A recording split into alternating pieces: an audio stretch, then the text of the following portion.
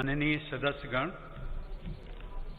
Corona वैश्विक महामारी के इस दौर में हो रहा संसद का ये संयुक्त सत्र बहुत महत्वपूर्ण है।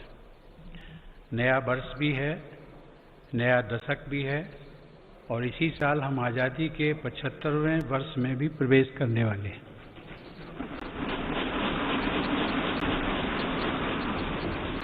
आज संसद के आप सभी सदस्य हर भारतवासी के इस संदेश और इस विश्वास के साथ यहाँ उपस्थित हैं कि चुनौती कितनी ही बड़ी क्यों न हो, न हम रुकेंगे और न भारत रुकेगा।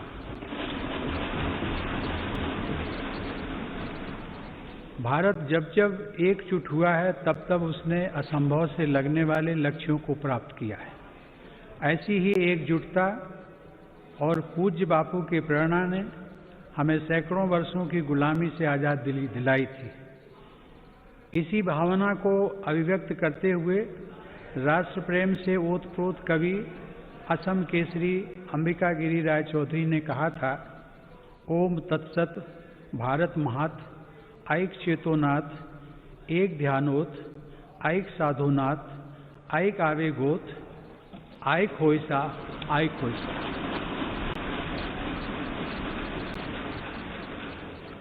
अर्थात भारत की महानता परम सत्य है।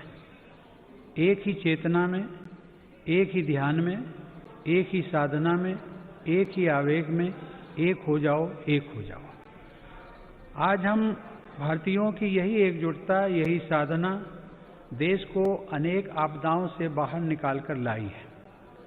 एक तरफ कोरोना जैसी वैश्विक महामारी, दूसरी तरफ अनेक राज्यों में बाढ़, कभी अनेक राज्यों में भूकंप, तो कभी बड़े बड़े साइक्लोन, टिड्डी दल के हमले से लेकर बर्ड फ्लू तक देशवासियों ने हर आपदा का डटकर सामना किया है। इसी काल में सीमा पर भी अप्रत्याशित तनाव बढ़ा। इतनी आपदाओं से, इतने मोर्चों पर देश एक साथ लड़ा और हर कसौटी पर खरा उतरा। इस दौरान हम सब देशवासियों के अप्रतिम साहस, संयम, अनुशासन और सेवा भाव के भी साक्षी बने हैं। महामारी के खिलाफ इस लड़ाई में हमने अनेक देशवासियों को असमय खोया भी है। हम सभी के प्रिय और पूर्ववर्ती राष्ट्रपति प्रणब मुखर्जी का निधन भी कोरोना काल में हुआ। संसद के 6 सदस्य भी कोरोना की वजह से असमय हमें छोड़कर चले गए। मैं सभी के प्रति अपनी विनम्र श्रद्धांजलि अर्पित करता हूँ। माननीय सदस्यगण, हमारे शास्त्रों में कहा गया है, कृतम में दक्षिणे हस्ते जयो में सव्य आहिता। अर्थात हमारे एक हाथ में कर्तव्य होता है तो दूसरे हाथ में सफलता होती है। कोरोना महामारी के इस समय में जब दुनिया का प्रत्येक व्यक्ति, हर देश इससे प्रभावित हुआ, आज भारत एक नए सामर्थ्य के साथ दुनिया के सामने उभर कर आया है। मुझे संतोष है कि मेरी सरकार के समय पर लिए गए सटीक फैसलों से लाखों देशवासियों का जीवन बचा है। आज देश में कोरोना के नए मरीजों की संख्या भी तेजी से घट रही है और जो संक्रमण से ठीक हो चुके हैं उनकी संख्या भी बहुत अधिक है। माननीय सदस्यगण, जब हम बीते एक वर्ष को याद करते हैं तो हमें स्मरण होता है कि कैसे एक ओर नागरिकों के जीवन की रक्षा की चुनौती थी तो दूसरी तरफ अर्थव्यवस्था की चिंता भी करनी थी। अर्थव्यवस्था को संभालने के लिए रिकॉर्ड आर्थिक पैकेज की घोषणा के साथ ही मेरी सरकार ने इस बात का भी ध्यान रखा कि किसी गरीब को भूखा न रहना पड़े। प्रधानमंत्री गरीब कल्याण योजना के माध्यम से 8 महीनों तक 80 करोड़ लोगों को 5 किलो प्रति माह अतिरिक्त अनाज निःशुल्क सुनिश्चित किया गया। सरकार ने प्रवासी श्रमिकों, कामगारों और अपने घर से दूर रहने वाले लोगों की भी चिंता की। One nation, one ration card की सुविधा देने के साथ ही सरकार ने उन्हें निःशुल्क अनाज मुहैया कराया और उनके लिए श्रमिक स्पेशल ट्रेनें चलवाईं। महामारी के कारण शहरों से वापस आए प्रवासियों को उनके ही गांवों में काम देने के लिए मेरी सरकार ने 6 राज्यों में गरीब कल्याण रोजगार अभियान भी चलाया।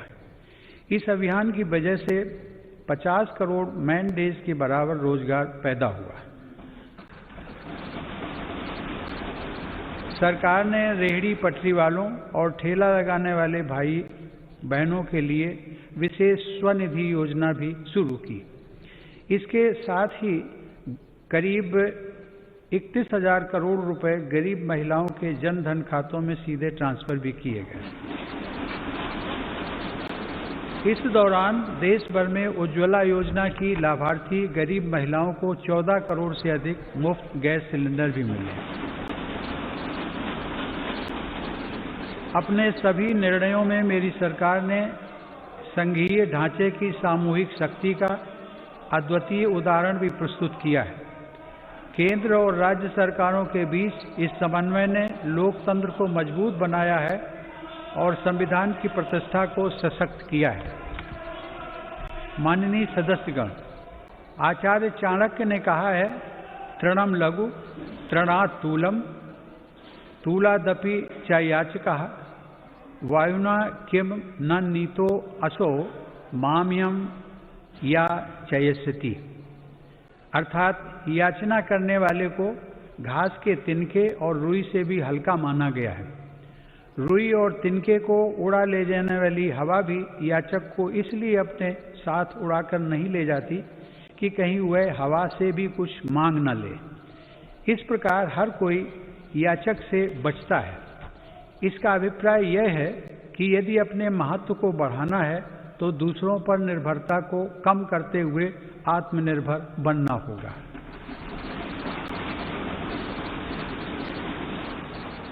आज़ादी की लड़ाई के समय हमारे स्वतंत्रता सेनानी जिस सशक्त और स्वतंत्र भारत का सपना देख रहे थे, उस सपने को सच करने का आधार भी देश की आत्मनिर्भरता से ही जुड़ा था। कोरोना काल में बनी वैश्विक परिस्थितियों ने जब हर देश की प्राथमिकता उसकी अपनी ज़रूरतें थी, हमें ये याद दिलाया है कि आत्मनिर्भर भारत का निर्माण क्यों इतना महत्वपूर्ण है। इस दौरान भारत ने बहुत ही कम समय में 2200 से अधिक प्रयोगशालाओं का नेटवर्क बनाकर हजारों वेंटिलेटर्स का निर्माण करके पीपीई किट से लेकर टेस्ट किट बनाने तक में आत्मनिर्भरता हासिल करके अपनी वैज्ञानिक क्षमता, अपनी तकनीकी दक्षता और अपने मजबूत स्टार्टअप इकोसिस्टम का भी परिचय दिया है। हमारे लिए यह और भी गर्व की बात है कि आज भारत दुनिया का सबसे बड़ा टीकाकरण अभियान चला रहा है। इस प्रोग्राम की दोनों वैक्सीन भारत में ही निर्मित हैं। संकट के इस समय में भारत ने मानवता के प्रति अपने दायित्व का निर्वहन करते हुए अनेक देशों को कोरोना वैक्सीन की लाखों खुराक उपलब्ध कराई है। भारत के इस कार्य की विश्व भर में हो रही प्रशंसा हमारी हजारों वर्ष पुरानी संस्कृति, सर्वे संतु निरामया की भावना के साथ जग कल्याण की हमारी प्रार्थना हमारे प्रयासों को और ऊर्जा दे रही है। माननीय सदस्यगण, मेरी सरकार द्वारा स्वास्थ्य के क्षेत्र में पिछले 6 वर्षों में जो कार्य किए गए हैं, उनका बहुत बड़ा लाभ हमने इस कोरोना संकट के दौरान देखा है। इन वर्षों में इलाज से जुड़ी व्यवस्थाओं को आधुनिक बनाने के साथ ही बीमारी से बचाव पर भी उतना ही बल दिया गया है। राष्ट्रीय पोषण अभियान, फिट इंडिया अभियान, खेलो इंडिया अभियान, ऐसे अनेक कार्यक्रमों से स्वास्थ्य को लेकर देश में नई सतर्कता आई है। आयुर्वेद और योग को बढ़ावा देने के मेरी सरकार के प्रयासों का लाभ भी हमें देखने को मिला है। मेरी सरकार के प्रयासों से आज देश की स्वास्थ्य सेवाएं गरीबों को आसानी से उपलब्ध हो रही हैं तथा बीमारियों पर होने वाला उनका खर्च कम हो रहा है। आयुष्मान भारत प्रधानमंत्री जन आरोग्य योजना के तहत देश में 1.5 करोड़ गरीबों को 5 लाख रुपए तक का मुफ्त इलाज मिला है।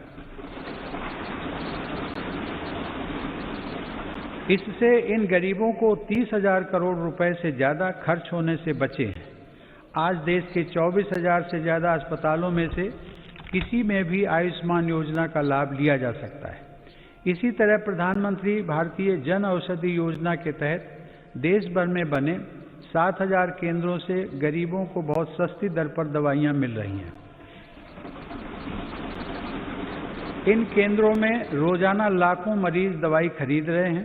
कीमत कम होने की वजह से मरीजों को सालाना लगभग 3,600 करोड़ रुपए की बचत हो रही है। माननीय सदस्यगण, देश में स्वास्थ्य सेवाओं के विस्तार के लिए मेडिकल शिक्षा का विस्तार भी अत्यंत आवश्यक है।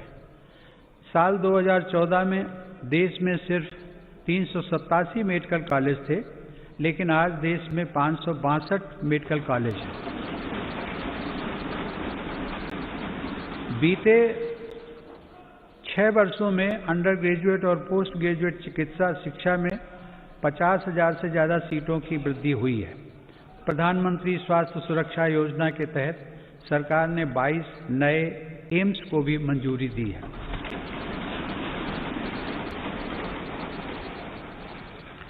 राष्ट्रीय चिकित्सा आयोग के साथ ही 4 स्वायत्त बोर्ड का गठन कर केंद्र सरकार ने चिकित्सा शिक्षा के क्षेत्र में ऐतिहासिक सुधारों की नींव रखी है। इन्हीं सुधारों के क्रम में दशकों पुरानी मेडिकल काउंसिल ऑफ इंडिया के स्थान पर नेशनल मेडिकल कमीशन की स्थापना की गई है। माननीय सदस्यगण, आत्मनिर्भर भारत अभियान केवल भारत में निर्माण तक ही सीमित नहीं है, बल्कि यह भारत के हर नागरिक का जीवन स्तर ऊपर उठाने तथा देश का आत्मविश्वास बढ़ाने का भी अभियान है। आत्मनिर्भर भारत का हमारा लक्ष्य आत्मनिर्भर कृषि से और सशक्त होगा। इसी सोच के साथ सरकार ने बीते 6 वर्षों में बीज से लेकर बाजार तक हर व्यवस्था में सकारात्मक परिवर्तन का प्रयास किया है, ताकि भारतीय कृषि आधुनिक भी बने और कृषि का विस्तार भी हो। इन्हीं प्रयासों के क्रम में मेरी सरकार ने स्वामीनाथन आयोग की सिफारिशों को लागू करते हुए लागत से 1.5 गुना एमएसपी देने का फैसला भी किया है।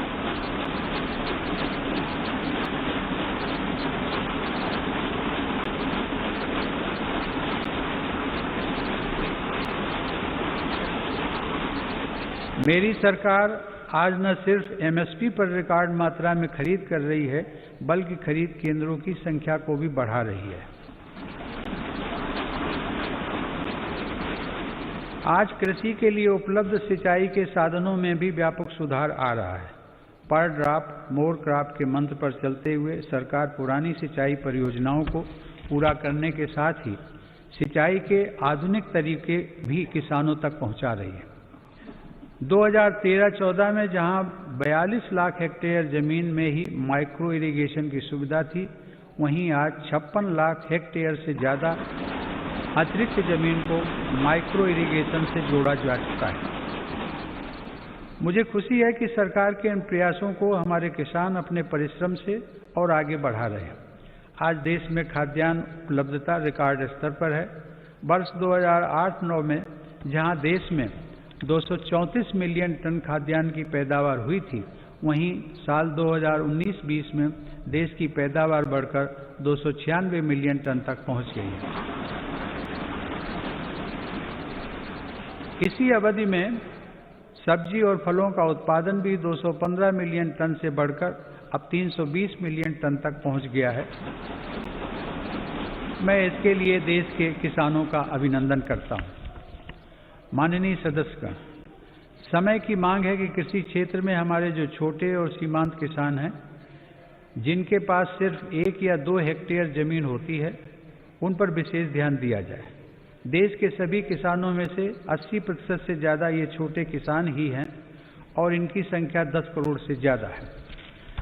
मेरी सरकार की प्राथमिकताओं में ये छोटे और सीमांत किसान भी हैं। ऐसे किसानों के छोटे छोटे खर्च में सहयोग करने के लिए पीएम किसान सम्मान निधि के जरिए उनके खातों में लगभग 1,13,000 करोड़ से अधिक रुपए सीधे ट्रांसफर किए जा चुके हैं। प्रधानमंत्री फसल बीमा योजना का लाभ भी देश के छोटे किसानों को हुआ है। इस योजना के तहत पिछले 5 वर्षों में किसानों को 17,000 करोड़ रुपए प्रीमियम के एवज में लगभग 90,000 करोड़ रुपए की राशि मुआवजे के तौर पर मिली है। देश के छोटे किसानों को साथ जोड़कर 10,000 किसान उत्पादक संगठनों यानी फार्मर प्रोड्यूसर ऑर्गेनाइजेशंस को स्थापित करने का अभियान एक ऐसा ही प्रभावशाली कदम है। इससे इन छोटे किसानों को समृद्ध किसानों की तरह बेहतर तकनीक, ज्यादा ऋण, पोस्ट हार्वेस्टिंग प्रोसेसिंग एवं मार्केटिंग की सुविधाएं और प्राकृतिक आपदा के समय सुरक्षा मिलनी सुनिश्चित हुई है। इससे किसानों को अपनी फसल की ज्यादा कीमत और ज्यादा बचत का विकल्प भी मिला है। माननीय सदस्यगण, व्यापक विमर्श के बाद संसद ने 7 महीने पूर्व 3 महत्वपूर्ण कृषि सुधार, कृषक उपज व्यापार और कृषक संवर्धन और सरलीकरण विधेयक, कृषि सशक्तिकरण और संरक्षण, कीमत आश्वासन और कृषि सेवा करार विधेयक और आवश्यक वस्तु संशोधन विधेयक पारित किए हैं। इन कृषि सुधारों का सबसे बड़ा लाभ भी 10 करोड़ से अधिक छोटे किसानों को तुरंत मिलना शुरू हुआ।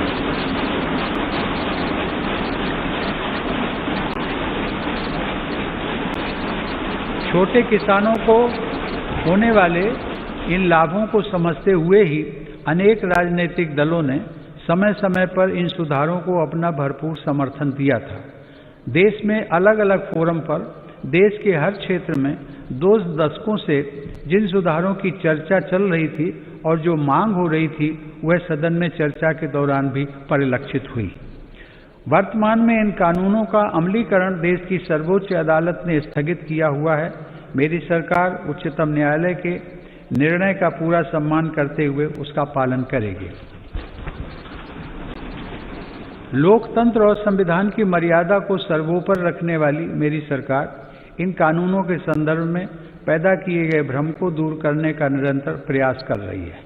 मेरी सरकार ने लोकतंत्र में अभिव्यक्ति की आज़ादी और शांतिपूर्ण आंदोलनों का हमेशा सम्मान किया है, लेकिन पिछले दिनों हुआ तिरंगे और गणतंत्र दिवस जैसे पवित्र दिन का अपमान बहुत दुर्भाग्यपूर्ण है। जो संविधान हमें अभिव्यक्ति की आज़ादी का अधिकार देता है, वही संविधान हमें सिखाता है कि कानून और नियम का भी उतनी ही गंभीरता से पालन करना चाहिए। मेरी सरकार ये स्पष्ट करना चाहती है कि 3 नए कृषि कानून बनने से पहले पुरानी व्यवस्थाओं के तहत जो अधिकार थे तथा जो सुविधाएं थी, उनमें कहीं कोई कमी नहीं की गई है, बल्कि इन कृषि सुधारों के जरिए सरकार ने किसानों को नई सुविधाएं उपलब्ध कराने के साथ साथ नए अधिकार भी दिए हैं।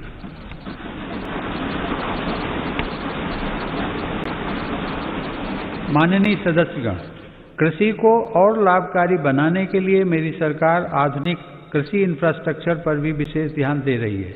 इसके लिए 1 लाख करोड़ रुपए के एग्रीकल्चर इंफ्रास्ट्रक्चर फंड की शुरुआत की गई है। देश भर में शुरू की गई किसान रेल भारत के किसानों को नया बाजार उपलब्ध कराने में नया अध्याय लिख रही है। यह किसान रेल एक तरह से चलता फिरता कोल्ड स्टोरेज है। अब तक 100 से ज्यादा किसान रेलें चलाई जा चुकी हैं, जिनके माध्यम से 38,000 टन से ज्यादा अनाज और फल सब्जियां एक क्षेत्र से दूसरे क्षेत्र तक किसानों द्वारा भेजी गई हैं। माननीय सदस्यगण, किसानों की आय बढ़ाने के लिए मेरी सरकार ने पशुधन को आय के स्रोत के रूप में स्थापित करने पर भी विशेष जोर दिया है। इसी का परिणाम है कि देश का पशुधन पिछले 5 वर्षों में सालाना 8.2% की दर से बढ़ रहा है। सरकार ने डेयरी क्षेत्र में बुनियादी ढांचे की स्थापना और निवेश को प्रोत्साहित करने के लिए 15,000 करोड़ रुपए के पशुपालन अवसंरचना विकास कोष की स्थापना भी की है। मेरी सरकार ने पशुपालन और मत्स्य पालन को भी कृषि क्षेत्र की तरह ही किसान क्रेडिट कार्ड की सुविधा दी है।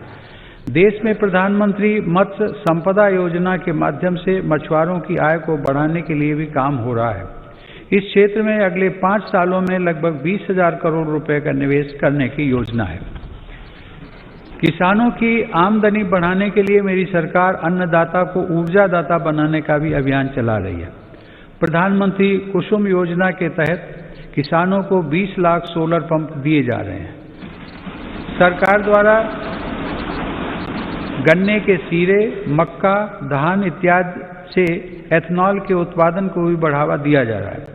पिछले 6 वर्षों में सरकार की सकारात्मक नीतियों के कारण एथनॉल का उत्पादन 38 करोड़ लीटर से बढ़कर 190 करोड़ लीटर हुआ है। यह उत्पादन इस वर्ष बढ़कर 320 करोड़ लीटर तक हो जाएगा, ऐसी उम्मीद है। एथनॉल देश के किसानों की आय बढ़ाने का एक बड़ा जरिया बनकर उभर रहा है। माननीय सदस्यगण, पूज्य बापू आत्मनिर्भर आदर्श गांवों के निर्माण की इच्छा रखते थे। इसी विचार को लेकर चल रही मेरी सरकार आज गांव के बहुआयामी विकास के लिए लगातार काम कर रही है। गांव के लोगों का जीवन स्तर सुधरे, यह मेरी सरकार की प्राथमिकता है। इसका उत्तम उदाहरण 2014 से गरीब ग्रामीण परिवारों के लिए बनाए गए 2 करोड़ घर हैं।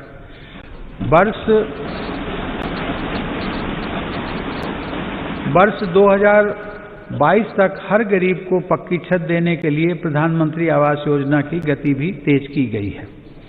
मेरी सरकार द्वारा शुरू की गई स्वामित्व योजना से अब ग्रामीणों को उनकी संपत्ति पर कानूनी हक मिल रहा है। स्वामित्व के इस अधिकार से अब गांव में भी संपत्तियों पर बैंक लोन लेना, हाउस लोन लेना आसान बनेगा और ग्रामीण क्षेत्रों में आर्थिक गतिविधियां तेज होंगी। इस योजना का भी विशेष लाभ गांव के छोटे उद्यमियों और कुटीर उद्योगों से जुड़े लोगों तथा छोटे किसानों को होगा। माननीय सदस्यगण, बाबा साहेब आम्बेडकर संविधान के मुख्य शिल्पी होने के साथ साथ हमारे देश में वाटर पॉलिसी को दिशा दिखाने वाले भी थे।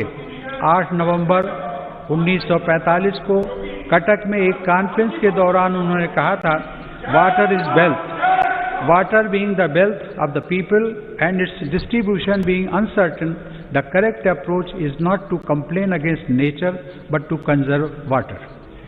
बाबा साहब की प्रेरणा को साथ लेकर मेरी सरकार जल जीवन मिशन की महत्वाकांक्षी योजना पर काम कर रही है। इसके तहत हर घर जल पहुंचाने के साथ ही जल संरक्षण पर भी तेज गति से काम किया जा रहा है। मुझे यह बताते हुए हर्ष है कि इस अभियान के तहत अब तक 3 करोड़ परिवारों को पाइप वाटर सप्लाई से जोड़ा जा चुका है। इस अभियान में अनुसूचित जातियों व जनजातियों के भाई बहनों तथा वंचित वर्गों के अन्य लोगों को प्राथमिकता के आधार पर पानी का कनेक्शन दिया जा रहा है। माननीय सदस्यगण, हमारे गांवों को 21वीं सदी की जरूरतों और इंफ्रास्ट्रक्चर से जोड़ने के लिए मेरी सरकार ने ग्रामीण सड़क नेटवर्क के विस्तार में भी सराहनीय काम किया है। प्रधानमंत्री ग्राम सड़क योजना के अंतर्गत देश के ग्रामीण क्षेत्रों में 6,42,000 किलोमीटर सड़क का निर्माण पूरा कर लिया गया। इस योजना के तीसरे चरण में ग्रामीण क्षेत्रों में बसावटों के साथ साथ स्कूलों, बाजारों और अस्पतालों आदि से जोड़ने वाले 1,25,000 किलोमीटर रास्तों को भी अपग्रेड किया जाएगा। गांव में सड़कों के साथ ही इंटरनेट की कनेक्टिविटी भी उतनी ही अहम है। हर गांव तक बिजली पहुंचाने के बाद मेरी सरकार देश के 6 लाख से अधिक गांवों को ऑप्टिकल फाइबर से जोड़ने के लिए अभियान चला रही है। माननीय सदस्यगण, हमारी अर्थव्यवस्था की आधारभूत ताकत हमारे गांव और छोटे शहरों में फैले हमारे लघु उद्योग, हमारे कुटीर उद्योग MSMEs हैं। भारत को आत्मनिर्भर बनाने का बहुत बड़ा सामर्थ्य हमारे इन लघु उद्योगों के ही पास है। देश के कुल निर्यात में इनकी भागीदारी लगभग 50% की है। आत्मनिर्भर भारत के मिशन में MSMEs की भूमिका को बढ़ाने के लिए भी अनेक कदम उठाए गए हैं।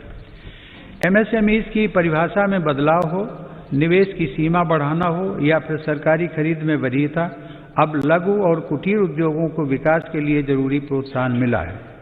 3 लाख करोड़ रुपए की इमरजेंसी क्रेडिट गारंटी योजना मुश्किल में फंसे MSME MSMEs के लिए 20,000 करोड़ की विशेष योजना और फंड ऑफ फंड्स जैसे प्रयासों ने लाखों लघु उद्यमियों को लाभ पहुंचाया है। जेम पोर्टल से देश के दूर दराज वाले क्षेत्रों के MSMEs को सरकारी खरीद में पारदर्शिता के साथ साथ अधिक भागीदारी भी मिल रही है। मेरी सरकार की यह निरंतर कोशिश है कि उद्यमशीलता का लाभ देश के हर वर्ग को मिले। हुनर हाट और उस्ताद योजना के माध्यम से लाखों शिल्पकारों का कौशल विकास भी किया जा रहा है और उनको रोजगार के अवसर दिए जा रहे हैं।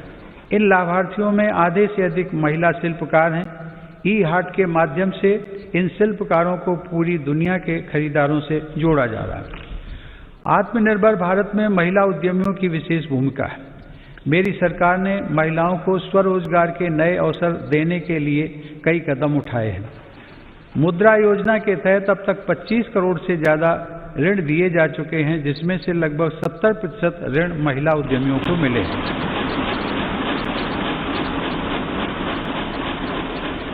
दीनदयाल अंत्योदय योजना राष्ट्रीय ग्रामीण आजीविका मिशन के अंतर्गत देश में आज 7 करोड़ से अधिक महिला उद्यमी करीब 66 लाख स्वयं सहायता समूहों से जुड़ी हुई हैं। बैंकों के माध्यम से इन महिला समूहों को पिछले 6 वर्षों में 3,40,000 करोड़ रुपए का ऋण दिया गया।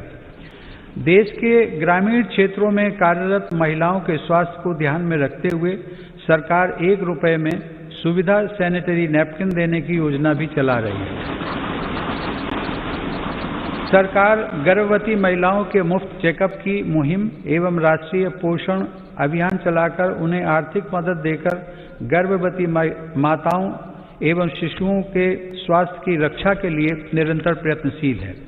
इसी का परिणाम है कि देश में मातृ मृत्यु दर 2014 में प्रति लाख 130 से कम होकर 113 तक आ गई है। 5 वर्ष से कम आयु के बच्चों की मृत्यु दर भी पहली बार घटकर 36 तक आ गई है, जो वैश्विक दर 39 से कम है। महिलाओं की समान भागीदारी को आवश्यक मानने वाली मेरी सरकार नए नए क्षेत्रों में बहनों बेटियों के लिए नए अवसर बना रही है। भारतीय वायुसेना की फाइटर स्ट्रीम हो, मिलिट्री पुलिस में महिलाओं की नियुक्ति हो या फिर अंडरग्राउंड माइंस में तथा ओपन कास्ट माइंस में महिलाओं को रात्रि में कार्य करने की अनुमति, ये सभी निर्णय पहली बार मेरी सरकार ने ही लिए हैं। महिला सुरक्षा को ध्यान में रखते हुए वन स्टॉप सेंटर, अपराधियों का राष्ट्रीय database, emergency response support system और देश भर में फास्ट ट्रैक कोर्ट पर तेजी से काम किया गया। माननीय सदस्यगण, 21वीं सदी की वैश्विक आवश्यकताओं और चुनौतियों को ध्यान में रखते हुए सरकार ने राष्ट्रीय शिक्षा नीति की घोषणा की है। राष्ट्रीय शिक्षा नीति में पहली बार छात्रों को अपनी रुचि के हिसाब से विषय पढ़ने की आज़ादी दी गई है। किसी कोर्स के बीच में भी विषय और स्ट्रीम बदलने का विकल्प युवाओं को दिया गया है। मेरी सरकार ने ई विद्या के अंतर्गत स्कूली शिक्षा के लिए दीक्षा ऑनलाइन पोर्टल को one nation one digital platform के रूप में विकसित किया है। विद्यार्थियों के हितों के लिए संवेदनशील मेरी सरकार ने JEE और नीट परीक्षाओं का भी सफल आयोजन कर उनका 1 साल व्यर्थ होने से बचाया है। माननीय सदस्यगण, मेरी सरकार का मानना है कि सबसे ज्यादा वंचित वर्गों की सामाजिक और आर्थिक विकास की यात्रा गुणवत्ता युक्त शिक्षा से आरंभ होती है। सरकार की विभिन्न छात्रवृत्ति योजनाओं का लाभ ऐसे ही 3 करोड़ 20 लाख से ज्यादा विद्यार्थियों को मिल रहा है। इनमें अनुसूचित जाति, पिछड़ा वर्ग, वनवासी एवं जनजातीय वर्ग और अल्पसंख्यक समुदाय के छात्र छात्राएं शामिल हैं। सरकार का प्रयास है कि ज्यादा से ज्यादा पात्र और जरूरतमंद विद्यार्थियों को छात्रवृत्तियों का लाभ मिले। इसके साथ ही अनुसूचित जाति के विद्यार्थियों को दी जाने वाली पोस्ट मैट्रिक छात्रवृत्ति में केंद्र सरकार के हिस्से को भी बढ़ाया जा रहा है। इसी प्रकार जनजातीय युवाओं की शिक्षा के लिए हर आदिवासी बहुल ब्लॉक तक एकलव्य आवासीय मॉडल स्कूल के विस्तार का काम भी किया जा रहा है। अब तक इस प्रकार के 550 से ज़्यादा स्कूल स्वीकृत किए जा चुके हैं। शिक्षा के साथ साथ नौकरी की प्राथमिकताएं आसान करने और व्यवस्थित करने पर भी मेरी सरकार का जोर है। ग्रुप सी और ग्रुप डी में इंटरव्यू समाप्त करने से युवाओं को बहुत लाभ हुआ है। सरकार ने नेशनल रिक्रूटमेंट एजेंसी का गठन करके नौजवानों को नियुक्ति के लिए कई अलग अलग परीक्षाएं देने की परेशानी से मुक्त किया है। माननीय सदस्यगण, मेरी सरकार सबका साथ, सबका विकास, सबका विश्वास के मंत्र के साथ देश के हर क्षेत्र और हर वर्ग के विकास को प्राथमिकता दे रही है। दिव्यांगजनों की मुश्किलों को कम करने के लिए देश भर में हजारों इमारतों को, सार्वजनिक बसों और रेलवे को सुगम बनाया गया है। लगभग 700 वेबसाइटों को दिव्यांगजनों के अनुकूल तैयार किया गया है। इसी तरह ट्रांसजेंडर व्यक्तियों को भी बेहतर सुविधाएं और समान अवसर देने के लिए transgender persons protection of rights act लागू किया गया है। डी नोटिफाइड नोमैडिक एवं सेमी नोमैडिक कम्युनिटीज यानी विमुक्त, घुमंतु और अर्ध घुमंतु समुदायों के लिए भी विकास एवं कल्याण बोर्ड की स्थापना की गई है।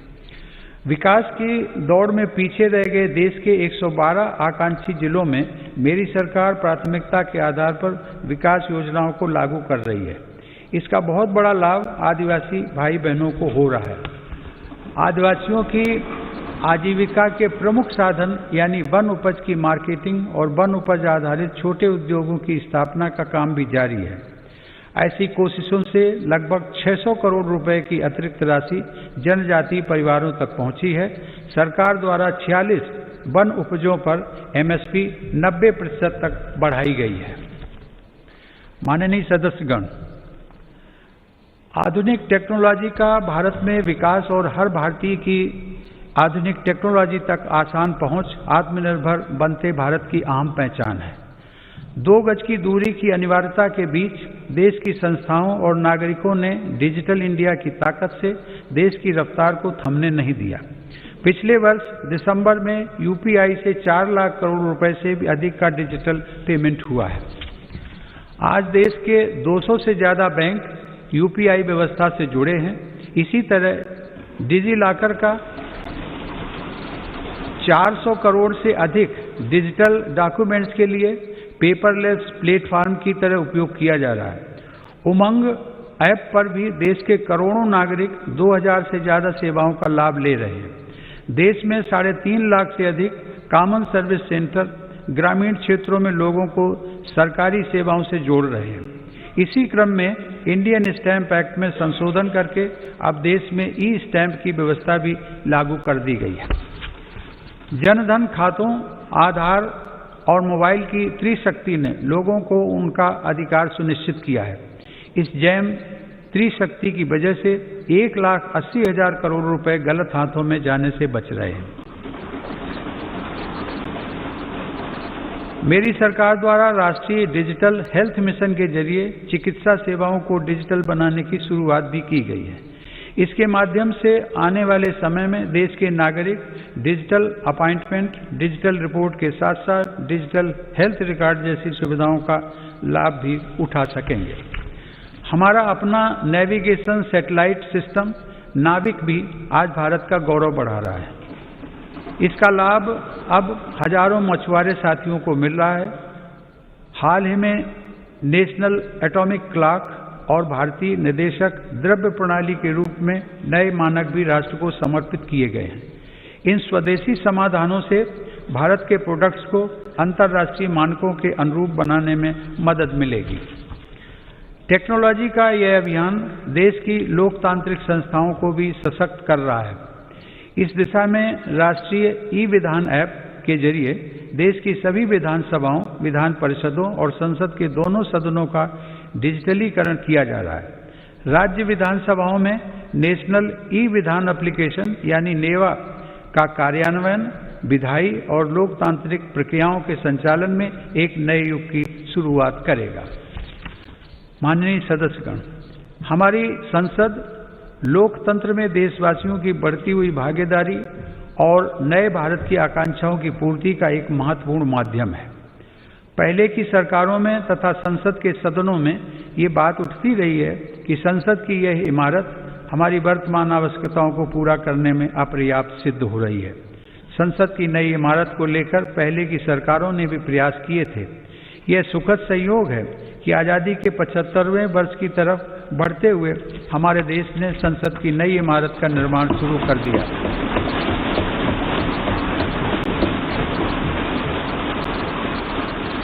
नए संसद भवन के बनने से अपने संसदीय दायित्वों को निभाने में हर सदस्य को अधिक सुविधा मिलेगी। माननीय सदस्यगण, देशवासियों ने जिस तेजी से तकनीक और बदलाव को आत्मसात किया है वह इस बात का प्रमाण है कि आज हर भारतीय देश को नई ऊंचाई पर पहुंचते हुए देखने के लिए कितना आतुर है। देशवासियों की आकांक्षाओं को ध्यान में रखते हुए मेरी सरकार तेजी से निर्णय ले रही है और अर्थव्यवस्था से जुड़े हर सेक्टर में ऐसे सुधार कर रही है जिनकी प्रतीक्षा वर्षों से थी। फेसलेस टैक्स असेसमेंट और अपील की सुविधा देने के साथ ही मेरी सरकार ने देश में उद्यमशीलता को प्रोत्साहित करने के लिए कंपनी अधिनियम के अनेक प्रावधानों को गैर आपराधिक बना दिया है। उद्योगों को जरूरी सुविधाएं मिल सकें, इसके लिए औद्योगिक क्षेत्रों का GIS तकनीक पर आधारित डेटाबेस तैयार किया जा रहा है। इस डेटाबेस में देश भर की लगभग 5 लाख हेक्टेयर औद्योगिक भूमि से जुड़ी जानकारी उपलब्ध है। मुझे खुशी है संसद के दोनों सदनों ने श्रमेव जयते की भावना पर चलते हुए श्रमिकों के जीवन में बदलाव लाने वाला निर्णय लिया है। 29 केंद्रीय श्रम कानूनों को कम करके 4 लेबर कोड बनाए गए। इन श्रम सुधारों में राज्यों ने भी अगुवाई की है। इन सुधारों से श्रम कल्याण का दायरा बढ़ेगा, श्रमिकों को निश्चित समय पर मजदूरी मिल पाएगी और रोजगार के ज्यादा अवसर तैयार होंगे। नए लेबर कोड हमारी महिला श्रमिकों की अधिक और सम्मानजनक भागीदारी भी सुनिश्चित करते हैं।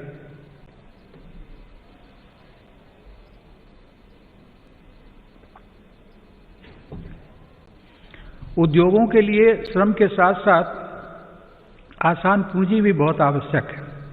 इसके लिए देश के बैंकिंग सिस्टम को सशक्त किया जा रहा है। देश में बड़े और शक्तिशाली बैंकों के निर्माण के लिए छोटे बैंकों का आपस में विलय भी इसी दिशा में उठाया गया कदम है।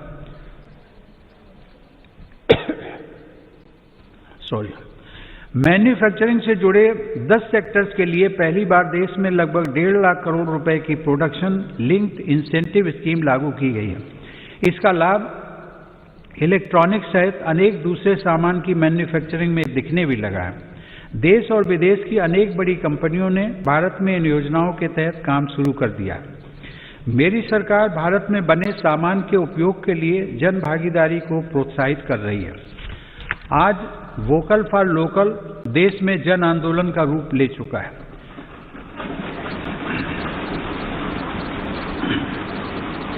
भारत में बने सामान के प्रति भावनात्मक लगाव के साथ ही गुणवत्ता में भी श्रेष्ठ हों, इस दिशा में काम किया जा रहा है।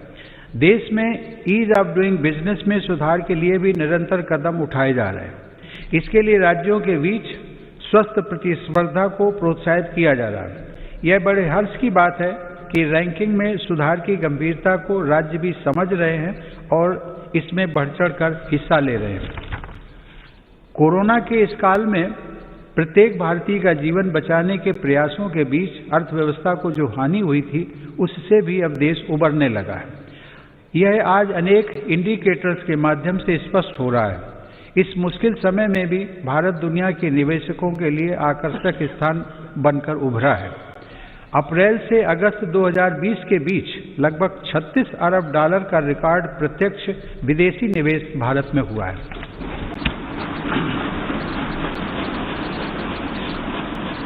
माननीय सदस्यगण, मेरी सरकार मानती है कि देश में आधुनिक इंफ्रास्ट्रक्चर का निर्माण नए और आत्मनिर्भर भारत के लिए मजबूत नींव का काम करेगा। कोरोना काल में भी इंफ्रास्ट्रक्चर के अनेक बड़े प्रोजेक्ट्स पर तेजी से काम करना होना और उनको पूरा करना हमारी प्रतिबद्धता को दर्शाता है। चेन्नई से पोर्ट ब्लेयर तक सबमरीन ऑप्टिकल फाइबर केबल हो, अटल टनल हो या फिर 4 धाम सड़क परियोजना, हमारा देश विकास के कार्यों को आगे बढ़ाता रहा। कुछ दिन पहले ही पूर्वी और पश्चिमी डेडिकेटेड फ्रेट कॉरिडोर के सेक्शंस देश को समर्पित किए गए। ये फ्रेट कॉरिडोर पूर्वी भारत में औद्योगिकरण को प्रोत्साहन देने के साथ ही रेल यात्रा में होने वाली अनावश्यक देरी को भी कम करेंगे।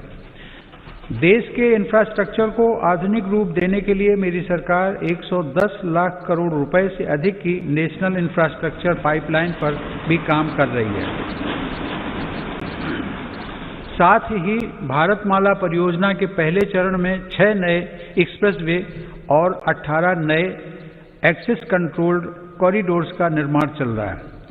गुजरात के हजीरा और घोघा के बीच शुरू की गई रो पैक्स फेरी सेवा हो या फिर केवड़िया और साबरमती रिवर फ्रंट के बीच सी प्लेन सेवा, ये भारत में वाटर ट्रांसपोर्ट को नया आयाम दे रहे हैं। दुनिया की सबसे ऊंची सरदार पटेल की प्रतिमा का गौरव अपने साथ रखने वाले केवड़िया से अब देश के अनेक शहरों से सीधे ट्रेनें भी चलने लगी हैं। माननीय सदस्यगण, देश को गैस बेस्ड इकोनॉमी बनाने के लिए गैस कनेक्टिविटी पर भी तेज गति से काम किया जा रहा है। कुछ दिनों पहले ही कोच्चि मैंगलोर गैस पाइपलाइन का लोकार्पण किया गया है। डोभी दुर्गापुर गैस पाइपलाइन का निर्माण ऊर्जा गंगा का प्रवाह बढ़ा रहा है। यह पाइपलाइन पश्चिम बंगाल तक जाएगी और पूर्वी भारत के विभिन्न उद्योगों, विशेषकर खाद कारखानों को गैस उपलब्ध कराएगी। इसी तरह तमिलनाडु के खाद कारखाने और अन्य औद्योगिक इकाइयों को गैस पाइपलाइन से जोड़ने के लिए तूतीकोरन रामनाथपुरम गैस पाइपलाइन पर तीव्र गति से कार्य चल रहा है। माननीय सदस्यगण, मेरी सरकार देश में शहरीकरण के विकास को एक अवसर के रूप में देखती है। इसलिए शहरी इंफ्रास्ट्रक्चर का व्यापक निवेश किया जा रहा है। शहरों में गरीबों के लिए स्वीकृत 1 करोड़ से अधिक घरों में से करीब 40 लाख का निर्माण पूरा हो चुका है। कुछ दिन पहले देश के 6 शहरों में आधुनिक टेक्नोलॉजी आधारित घर बनाने का काम भी शुरू किया गया है। शहरों में काम करने वाले श्रमिकों को बेहतर आवास मिल सके, इसके लिए उचित किराए वाली योजना भी शुरू की गई है। शहरों में कनेक्टिविटी से जुड़ा इंफ्रास्ट्रक्चर भी सरकार की प्राथमिकता है। आज देश के 27 शहरों में मेट्रो सेवा के विस्तार के लिए काम चल रहा है।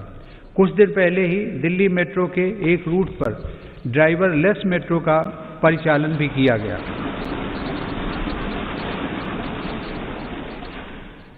शहरों में रीजनल रैपिड ट्रांजिट सिस्टम्स के निर्माण से भी पब्लिक ट्रांसपोर्ट को बेहतर बनाया जा रहा है।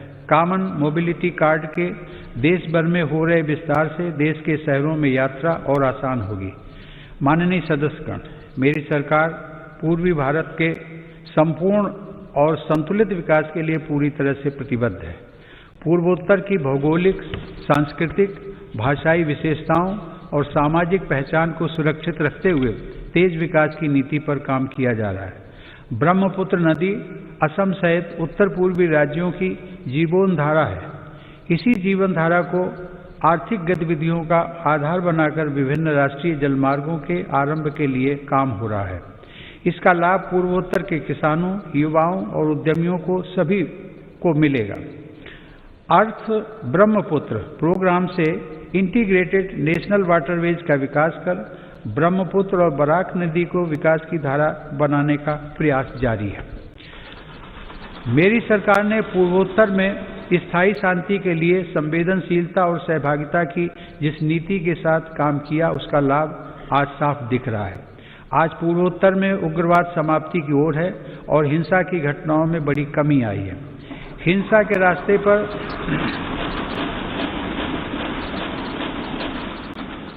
भटके युवा अब विकास और राष्ट्र निर्माण की मुख्य धारा में लौट रहे हैं। ब्रू शरणार्थियों के पुनर्वास को शांति और सौहार्द के साथ पूरा किया जा रहा है। इसी प्रकार ऐतिहासिक बोडो शांति समझौता भी हुआ है, जिसे सफलतापूर्वक लागू किया गया। समझौता होने के बाद इस बार बोडो टेरिटोरियल काउंसिल के चुनाव भी सफलता के साथ पूरे हुए हैं।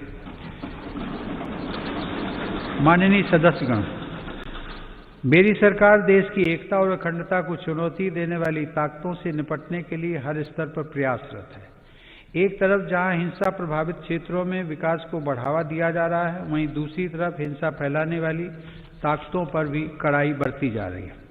इसी का परिणाम है कि नक्सली हिंसा की घटनाओं में बड़ी कमी आई है और नक्सल प्रभावित क्षेत्र का दायरा सिमट रहा है।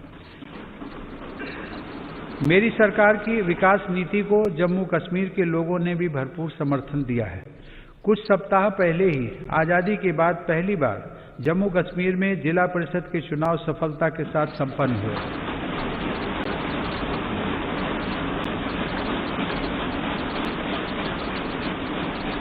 बड़ी संख्या में मतदाताओं की भागीदारी ने दर्शाया है कि जम्मू कश्मीर नए लोकतांत्रिक भविष्य की तरफ तेजी से आगे बढ़ चला है। प्रदेश समझौताओं को दरकिनार करते हुए शांति भंग करने की कोशिश की गई, लेकिन हमारे सुरक्षा बलों ने न केवल पूरी सजगता, शक्ति और हौसले के साथ इन षड्यंत्रों का मुंह तोड़ जवाब दिया, बल्कि सीमा पर यथास्थिति बदलने के सभी प्रयासों को भी नाकाम किया।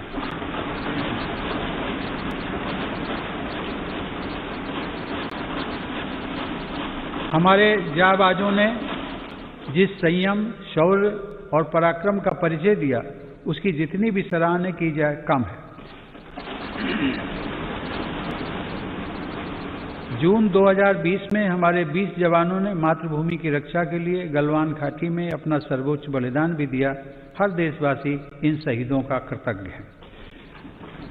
मेरी सरकार देश के हितों की रक्षा के लिए पूरी तरह कटिबद्ध है और सतर्क भी है। LAC पर भारत की संप्रभुता की रक्षा के लिए अतिरिक्त सैन्य बलों की तैनाती भी की गई है। माननीय सदस्यगण, हमारे स्वाधीनता संग्राम के दौरान देशभक्ति के अमर गीतों की रचना करने वाले मलयालम के श्रेष्ठ कवि वल्लथोल ने कहा है, भारतम ऐन्ना पेरुकेट्टाल अभिमाना पूरिदम आगनम अंतरंगम। अर्थात जब भी आप भारत का नाम सुने, आपका हृदय गर्व से भर जाना चाहिए।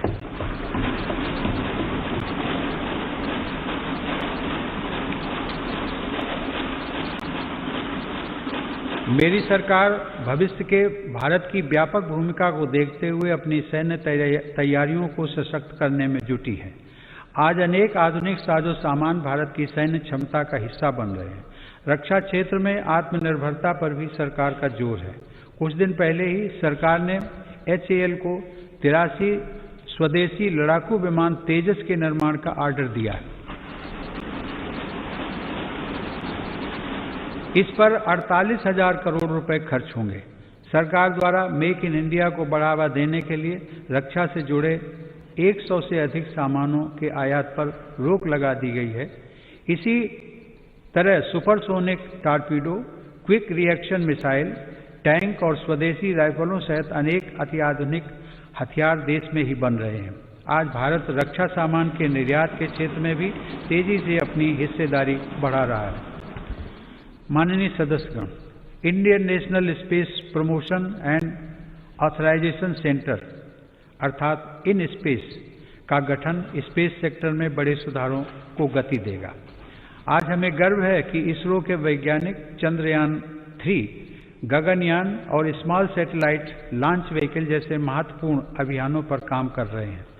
परमाणु ऊर्जा में भी देश तेजी से आत्मनिर्भरता की तरफ बढ़ रहा है। कुछ महीने पहले काकरापार में देश के पहले स्वदेशी प्रेशराइज्ड हैवी वाटर रिएक्टर का सफल परीक्षण किया गया।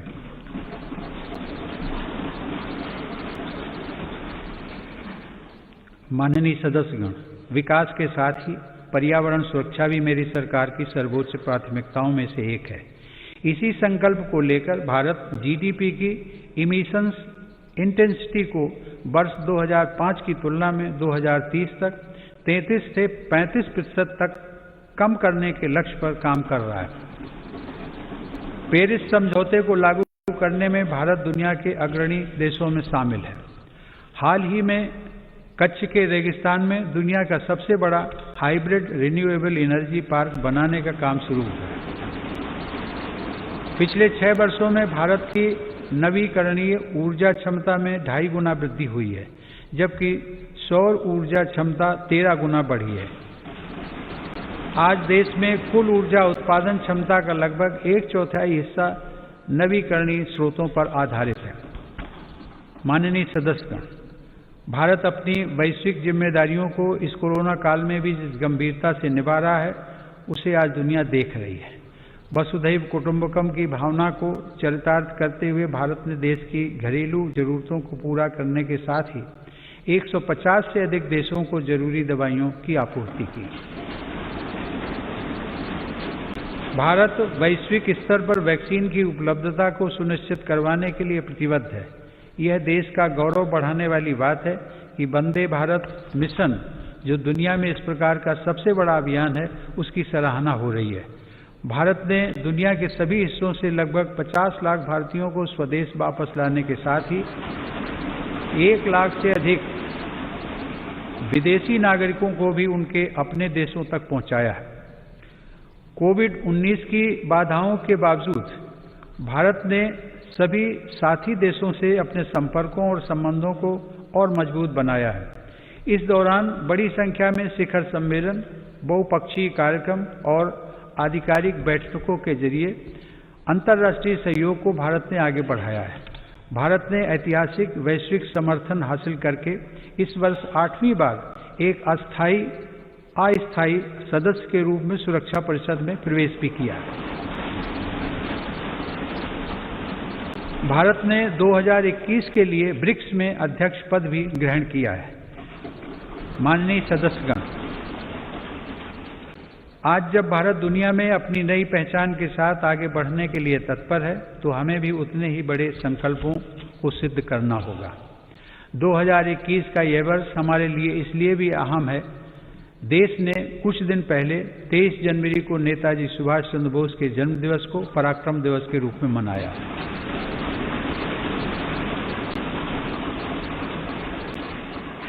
यह वर्ष नेताजी की 125वीं जन्म जयंती का वर्ष भी है।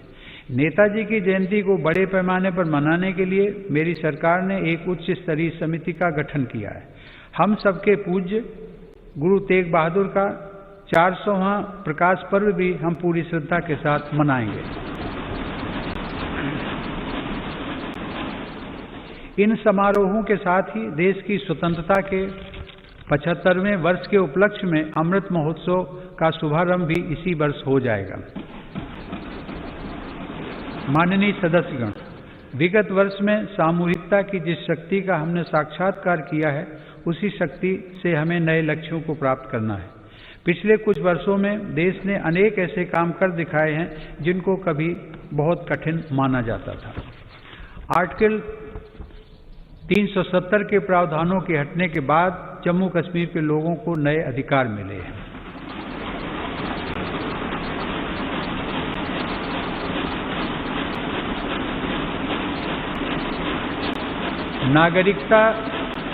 नागरिकता संशोधन कानून संसद द्वारा पास किया जा चुका है। चीफ ऑफ डिफेंस स्टाफ के पद का लाभ देश को मिलना शुरू हो चुका है। सशस्त्र सेनाओं में महिलाओं की भागीदारी बढ़ रही है। उच्चतम न्यायालय के फैसले के उपरांत भव्य राम मंदिर का निर्माण शुरू हो चुका है।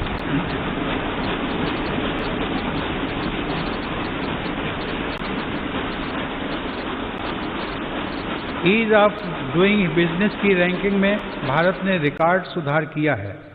अब कंप्लायंस से जुड़ी बाधाओं को दूर करने पर विशेष बल दिया जा रहा है।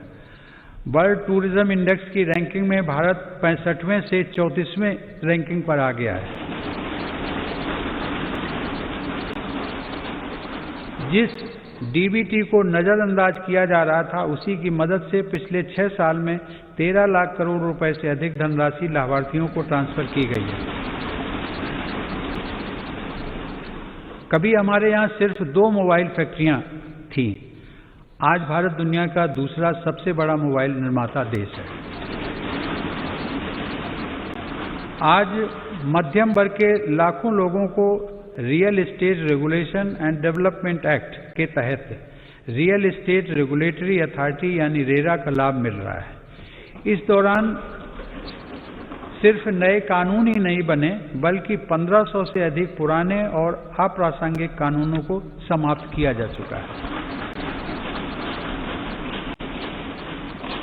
माननीय सदस्यगण, ऐसे अनेक निर्णय हैं जो लगभग हर क्षेत्र में लिए गए हैं। मेरी सरकार ने दिखाया है कि नीयत साफ हो, इरादे बुलंद हो तो बदलाव लाया जा सकता है। इन वर्षों में मेरी सरकार ने जितने लोगों के जीवन को छुआ है वह अभूतपूर्व है। हर गरीब का घर रोशन हो, इसके लिए 2.5 करोड़ से अधिक बिजली कनेक्शन निःशुल्क दिए गए।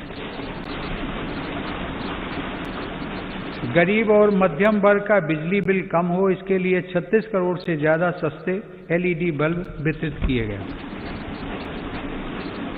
दुर्घटना की स्थिति में गरीब परिवार को दर दर न भटकना पड़े, इसके लिए सिर्फ 1 रुपया महीना के प्रीमियम पर 21 करोड़ से अधिक गरीबों को प्रधानमंत्री सुरक्षा बीमा योजना से जोड़ा गया।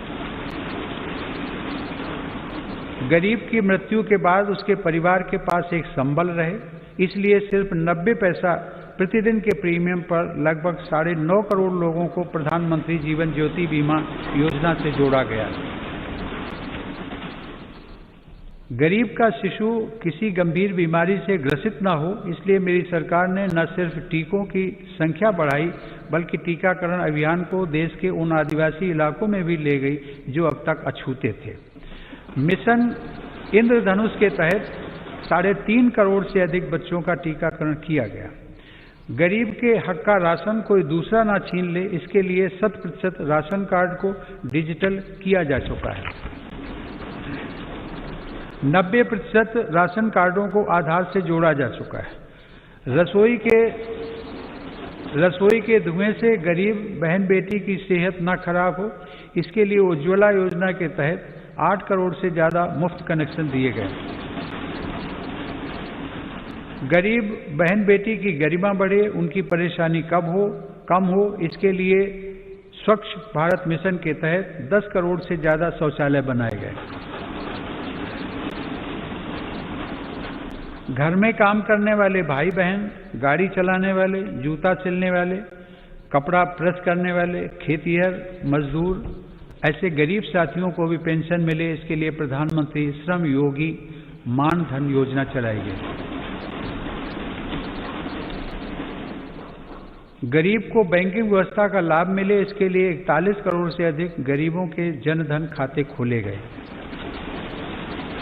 इनमें से आधे से अधिक खाते हमारी गरीब बहनों और बेटियों के हैं।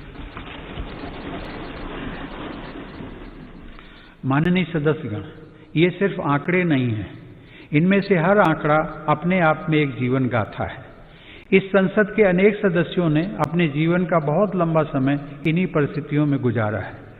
हमारे जिस कार्य से गरीब भाई बहनों की चिंता, उनका दुख और तकलीफ कम हो सके, उन्हें अधिक से अधिक मूलभूत सुविधाओं के साथ जोड़कर सशक्तिकरण और आत्मसम्मान के पथ पर आगे बढ़ाया जा सके, ऐसा प्रत्येक कार्य इस संसद में हमारी उपस्थिति को सार्थक बनाएगा। मुझे गर्व है कि मेरी सरकार पूरी निष्ठा और ईमानदार नियत के साथ पिछले 6 वर्षों से इस दिशा में निरंतर काम कर रही है, फैसले ले रही है तथा उन्हें लागू कर रही है।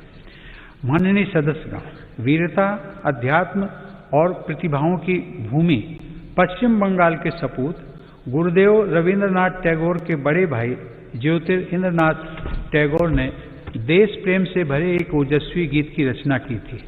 उन्होंने लिखा था, चौल रे सौबे भारोत संतान, मातृभूमि कोरे आवाहन, वीर ओ दौर पे पौरुष गौरवे, साधरे साध सावे देशेर कल्याण। अर्थात मातृभूमि आह्वान कर रही है कि भारत की संतानों, सभी मिलजुल कर चलते रहो, वीरता के स्वाभिमान तथा पौरुष के गर्व के साथ तुम सभी देश के कल्याण की निरंतर कामना करते रहो। आइए हम सब मिलकर आगे बढ़ें, सभी देशवासी मिलकर आगे बढ़ें, अपना कर्तव्य निभाएं और राष्ट्र निर्माण में अपना योगदान दें। आइए भारत को आत्मनिर्भर बनाएं।